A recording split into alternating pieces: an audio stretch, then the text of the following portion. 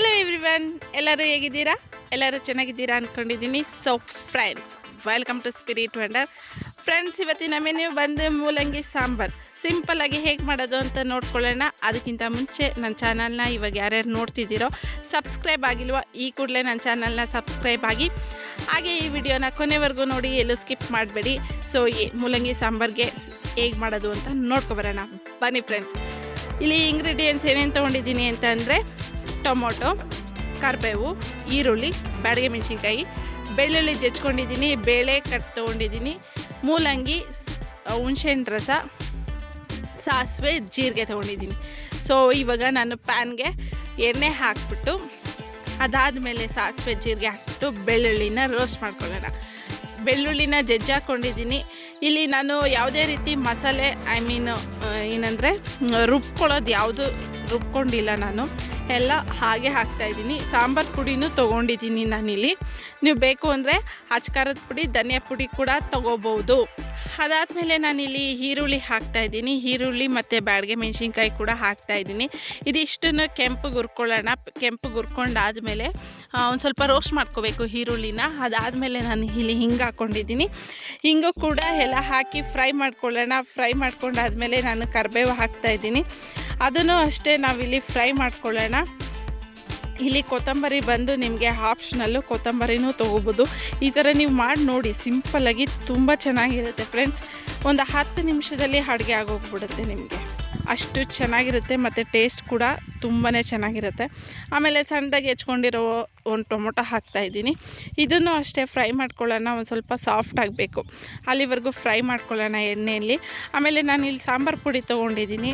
ಅಂದರೆ ಹುಳಿ ಸಾಂಬಾರಿಗೆ ಪುಡಿನೇ ಸಪ್ರೇಟಾಗಿ ಮಾಡ್ಕೊಳ್ತೀವಲ್ಲ, ಆ ಸಾಂಬಾರು ಪುಡಿ ತೊಗೊಂಡಿದ್ದೀನಿ. ನೀವು ಬೇಕು ಅಂತ ಅಂದರೆ ಧನಿಯಾ ಪುಡಿ ಮತ್ತಿಗೆ ಅಚ್ಕಾರದ ಪುಡಿ ಹಾಕೋಬೋದು.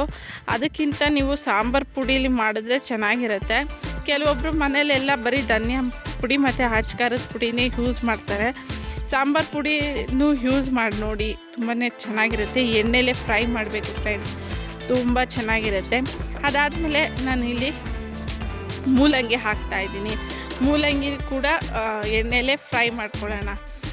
ಈ ಮೂಲಂಗಿ ಸ್ಮೆಲ್ಲು ನಿಮಗೆ ಅರೋಮ ಗೊತ್ತಾಗುತ್ತೆ, ಅಲ್ಲಿವರೆಗೂ ಫ್ರೈ ಮಾಡ್ಕೊಳ್ಳೋಣ. ತುಂಬಾ ಟೇಸ್ಟಿಯಾಗಿರುತ್ತೆ ಮತ್ತು ಕ್ವಿಕ್ಕಾಗಿ ಕೂಡ ಮಾಡ್ಕೋಬೋದು. ಆಮೇಲೆ ಅದು ಒಂದು ಸ್ವಲ್ಪ ರೋಸ್ಟ್ ಆದಮೇಲೆ ನಾನಿಲ್ಲಿ ಹುಣಸೆಹಣ್ಣು ರಸ ಹಾಕ್ತಾಯಿದ್ದೀನಿ. ಹುಣಸೆಹಣ್ಣು ರಸನೂ ಅಷ್ಟೇ ಒಂದು 2ರಿಂದ 3 ನಿಮಿಷದವರೆಗೂ ಫ್ರೈ ಮಾಡ್ಕೊಳ್ಳೋಣ. ನೋಡ್ಬೋದು ನೀವು, ಅದು ಸೈಡಲ್ಲೆಲ್ಲ ಎಣ್ಣೆ ಬಿಟ್ಕೊಳ್ಳುತ್ತೆ, ಅಲ್ಲಿವರೆಗೂ ಫ್ರೈ ಮಾಡ್ಕೊಳ್ಳಿ. ತುಂಬಾ ಚೆನ್ನಾಗಿರುತ್ತೆ. ಆಮೇಲೆ ಇದಕ್ಕೆ ಉಪ್ಪಿನಕಾಯಿ ಸೈಡಲ್ಲಿ ಇಟ್ಕೊಂಡು ರೈಸ್ಗೆ, ಮುದ್ದೆಗೆ ಹಾಕ್ಕೊಳ್ಳಿ ಫ್ರೆಂಡ್ಸ್, ತುಂಬಾ ಚೆನ್ನಾಗಿರುತ್ತೆ. ಅಷ್ಟು ಚೆನ್ನಾಗಿರುತ್ತೆ, ನೀವು ಹೇಳೋಗೆ ಇಲ್ಲ. ಆಮೇಲೆ ಇದಕ್ಕೆ ನಾವು ಕಾಯಿ ಆಗಲಿ ಕಾಯಿ ರುಬ್ಕೊಳ್ಳೋದಾಗಲಿ ಏನೂ ಇಲ್ಲ. ಸಿಂಪಲ್ಲಾಗಿ ಬೇಳೆಯನ್ನು ಬೇಯಿಸ್ಕೊಳ್ಳೋದು. ಬೇಳೆಗೆ ಅರಿಶಿನ ಮತ್ತು ಉಪ್ಪು ಹಾಕ್ಬಿಟ್ಟು 1-2 ಸ್ಪೂನ್ ಎಣ್ಣೆ ಹಾಕ್ಬಿಟ್ಟು 1-2ರಿಂದ 3 ಕೂಗೋವರೆಗೂ ಬೇಯಿಸ್ಕೊಬಿಡಿ. ಆಗಿದ ತಕ್ಷಣ ಇಲ್ಲಿ ನಾನು ಇದನ್ನು ಕುಕ್ಕರ್ಗೆ ಹಾಕಿ ಕೂಗಿಸ್ಕೊಳ್ತಾರೆ. ಬಟ್ ನಾನಿಲ್ಲಿ ಕುಕ್ಕರ್ಗೆ ಹಾಕಿ ಕೂಗಿಸ್ಕೊಂಡಿಲ್ಲ. ನಾನು ಇದು ಎಳೆದೇ ಇರೋದ್ರಿಂದ ಒಂದು 10 ನಿಮಿಷ ಬೇಯಿಸ್ಕೊಬಿಟ್ರೆ ಅದೇ ಬೆಂದೋಗ್ಬಿಡುತ್ತೆ ಮೂಲಂಗಿ. ಸೊ ನಾನು ಹಾಗಾಗಿ ಕುಕ್ಕರ್ಗೆ ಹಾಕಿ ಬೇಯಿಸ್ಕೊಂಡಿಲ್ಲ.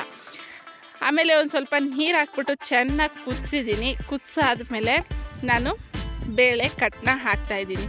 ಬೇಳೆ ಕಟ್ಟನ್ನು ಹಾಕ್ಬಿಟ್ಟು ಚೆನ್ನಾಗಿ ಕುದಿಸ್ಕೊಳ್ಳೋಣ. ಅದು ಎಲ್ಲದಕ್ಕೂ ಏನಂತಾರೆ, ಸಾಂಬಾರು ಪುಡಿ ಸ್ಮೆಲ್ ಬರುತ್ತೆ ನಿಮಗೆ.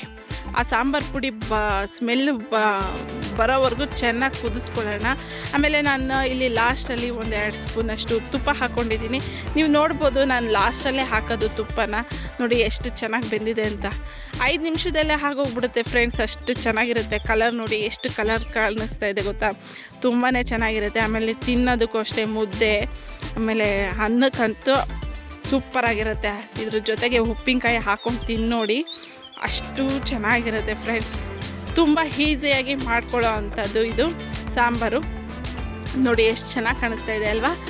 ಸೊ ಫ್ರೆಂಡ್ಸ್, ಈ ರೆಸಿಪಿ ನಿಮಗೆ ಇಷ್ಟ ಆಗಿದ್ದರೆ ನನ್ನ ಚಾನಲ್ನ ಲೈಕ್ ಮಾಡಿ, ಶೇರ್ ಮಾಡಿ, ಕಮೆಂಟ್ ಮಾಡಿ.